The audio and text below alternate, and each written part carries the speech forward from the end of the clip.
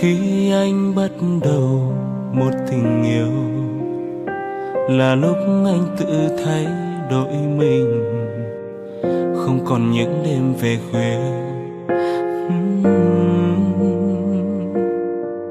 Là vì em, người cho anh suy nghĩ phải sống tốt. Là vì em, tình yêu của em đang được trân trọng. Thay vì phải xin lỗi, anh muốn tự mình thay đổi. Anh sẽ lo lắng về anh như em đã từng cố gắng vun đắp mà không thành. Hứa với mình rằng em không được gục ngã. Anh muốn nhìn thấy em cười dù là cách xa. Anh sẽ vẫn tiếp tục để người ta nhìn em bằng sự nuối tiếc khi đã vô tình bỏ rơi em. Anh sẽ trở về, xin em đừng buồn.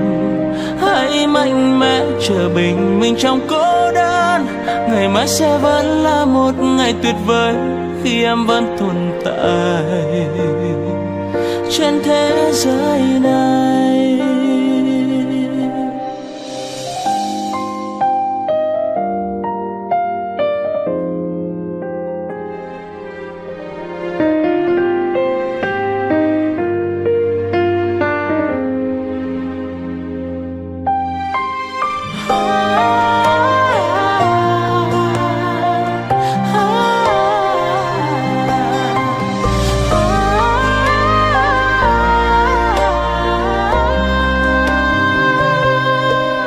Là vì em, người cho anh suy nghĩ phải sống tốt.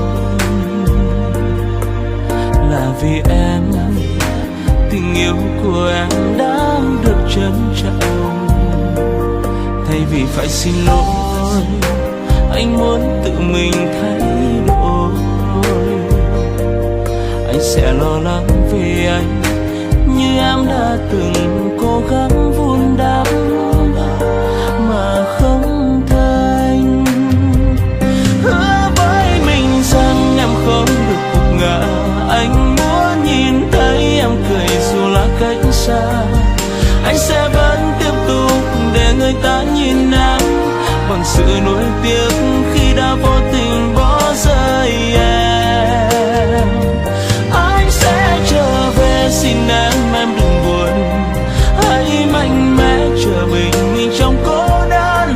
Ngày mai sẽ vẫn là một ngày tuyệt vời khi em vẫn tồn tại trên thế giới này. Hứa với mình rằng em không được gục ngã. Anh muốn ngày tuyệt vời khi em vẫn tồn tại